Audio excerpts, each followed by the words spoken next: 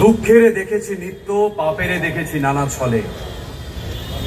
অশান্তির ঘূর্ণি দেখি জীবনের স্রোতে পলে পলে। মৃত্যু করে লুকোচুরি সমস্ত পৃথিবী জুড়ি। ভেসে যায় তারা, সরে যায়, জীবনেরে করে যায় ক্ষণিক বিদ্রুপ। আজ দেখো তাহাদের অভ্রভেদী বিরাট স্বরূপ। তারপরে দাঁড়াও সম্মুখে, বড় অকম্পিত বুকে, তোরে নাহি করি ভয়, এ সংসারে প্রতিদিন তোরে করিয়াছি জয়। তোর চেয়ে আমি সত্য, এ বিশ্বাসে প্রাণ দিব দেখ। শান্তি সত্য, শিব সত্য, সত্য সেই চিরন্তন এক। কবি ঠাকুরের এই লাইনকে মাথায় রেখে আমাদের আন্দোলন করে যেতে হবে। এখন আপনাদের সামনে কথা বলতে আসছেন ডক্টর আশফাকুল্লাহ নাইয়া।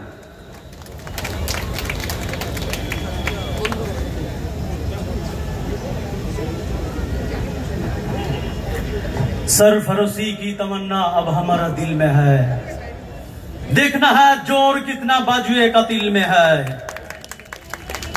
বন্ধুগণ, 54 দিন ধরে আমরা আজকের এই ধর্মতলার বুকে দাঁড়িয়ে দাঁড়িয়ে 54 দিন ধরে যে আন্দোলন করছি, সেই আন্দোলন থেকে কিছু কথা উঠে এসছে, সেগুলো নিয়ে আমি দুই এক কথা বলবো।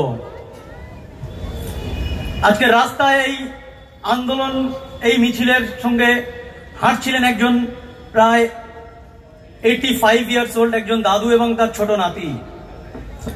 ওই দাদু আর নাতির যে কথোপকথন হয়েছে আমি মন দিয়ে শুনেছি। ওদের কথোপকথন নিয়ে আমি দু চার কথা বলবো। ওই 7-8 বছরের ছোট নাতি বলছে, ডাক্তারবাবু আমার কিন্তু অনেক সাহস, তাই আমি রাস্তায় হাঁটতে বেরিয়েছি, আজকের মিছিলে যোগ দিয়েছি।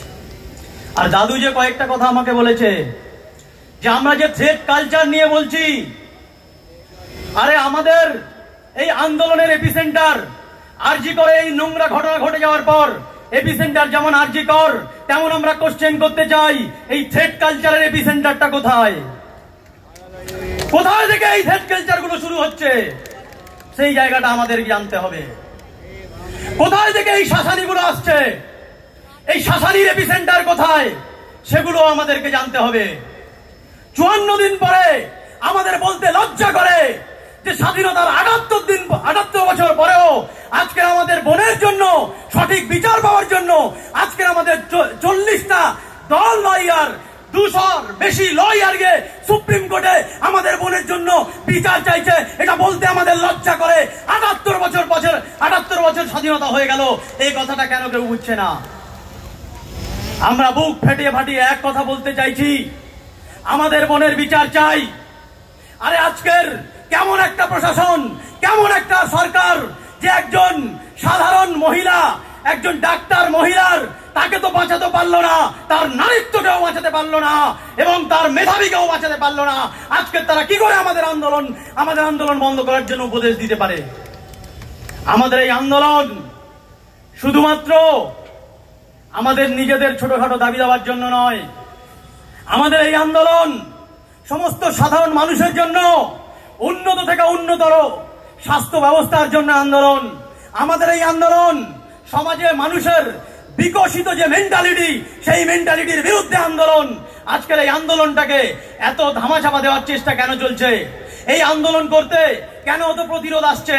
আপনাদেরকে বুঝতে হবে, একটা নারীর, একটা মহিলার শরীরটাকে যুদ্ধক্ষেত্র বানিয়ে যারা এত সোজাভাবে, এত সাহস নিয়ে এরকম একটা ঘটনা করতে পারে, যখন আমরা বিদ্রোহ করছি, যখন আমরা আন্দোলন করছি, তখন তাদের ওই প্যাট্রিয়ার্কির জায়গা থেকে একটা বাধা তৈরি হচ্ছে।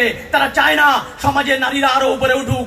সমাজে তারা শুধু চায় একজন মহিলা সেফটি সিকিউরিটি পাক আর বাকি মহিলাগুলো না পাক। এই মেন্টালিটির বিরুদ্ধে আমাদের প্রতিবাদ। আমাদের মধ্যে লজ্জা করে, আরে কন্যাশ্রী হচ্ছে, কিন্তু কন্যা বাঁচানোর কোথায় তোমার আছে সেটা আমাদেরকে দেখাও। যুবশ্রী করো, যুব শক্তিকে বাঁচাও। ঐক্যশ্রী করো, তুমি সংখ্যালঘু বাঁচাও, তুমি প্রত্যেকটা জায়গায় পথের সাথী বানাচ্ছ। আর পথে যারা মানুষ চলছে এদের সাথী কে হবে? তোমাকে ভোটে জিতিয়ে ওখানে পাঠানো হয়েছে সাধারণ মানুষের, তুমি ওখানে প্রতিচ্ছবি হওয়ার জায়গায় সাধারণ মানুষের বিরুদ্ধে তুমি আজ কথা বলছো। এই প্রশ্নের উত্তর কে দেবে? আজকের মানুষ রাজপথে এমনি হাঁটেনি, মহালয়ার আনন্দে, শুভ আনন্দে সবাই আনন্দিত হতে চায়, কিন্তু সেই আনন্দটাকে পাশে রেখে আজকের এই অলিতে গলিতে রাজপথে লাখ লাখ মানুষ কেন এসেছে এটা বুঝতে হবে। কারণ তাদের বুকের জ্বালা আছে, যার বোন মারা গেছে সেই ভাইগুলো আজকে এসেছে, যার সন্তান মারা গেছে সেই বাবারা আজকে এসেছে, যার কন্যা মারা গেছে সেই বাবারা এসেছে, যাদের মেয়ে মারা গেছে সেই মায়েরা আজকে এসেছে। সবার আর্তনাদ আপনাকে শুনতে হবে।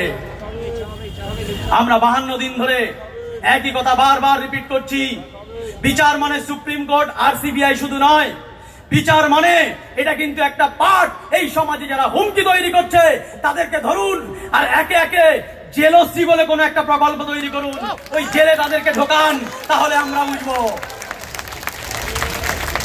আর এই যে নতুন প্রকল্প শুরু হয়েছে, হুমকশ্রী, শাসশ্রী, ফসশ্রী, এই সমস্ত এই এই এই এই যে জিনিসগুলো তৈরি হয়েছে এগুলোতে আমরা ভয় পাইনি, পাবো না, এটা বারবার আমরা বলে দিয়েছি। মানুষ এমনি এমনি রাস্তায় নামে না, ব্যথা থাকতে হয়, যন্ত্রণা থাকতে হয়, আবেগ থাকতে হয়, আর স্বপ্ন থাকতে হয়। আমাদের ব্যথা হলো আমার বোন, আমাদের ব্যথা হলো ওই একটা নারী নির্যাতন, আমাদের ব্যথা হলো সমাজের এরকম একটা জায়গায় রেপ এবং মার্ডার, আমাদের যন্ত্রণা এটা। তেমন আমাদের স্বপ্ন হলো এরকম অভয়ার ঘটনা আর না দুটো হতে পারে। এই সিটি অফ জয় যেন সিটি অফ জয় থাকে, সিটি অফ ভয় না পরিণত হয়ে যায়, এটাই আমাদের আন্দোলন। অনেক দিন হয়ে গেল, আজকের 54 দিন হয়ে গেল আমরা রাজপথে দাঁড়িয়ে দাঁড়িয়ে আন্দোলন করছি। প্রত্যেকটা দাবি তার সাব পয়েন্ট আমাদের আছে। মনে রাখবেন, শুধুমাত্র দুটোই দাবি আমাদের। এক, অভয়া যেটা হয়েছে সেই অভয়ায় যারা জড়িত আছে তাদের শাস্তি, এবং খুব দ্রুততার সঙ্গে শাস্তি। আর 2 নম্বর দাবি হলো এই অভয়া যাতে নতুন করে আর অভয়া কাণ্ড না তৈরি হয়, সেটার বিরুদ্ধে আমরা গর্জে উঠেছি।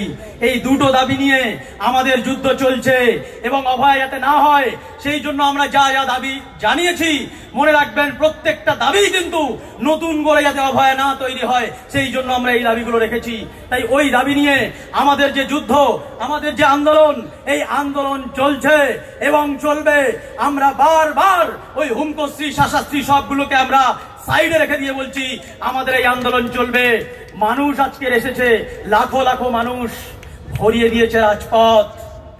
শাসক তুমি দেখে নাও, সমূহে বিপদ।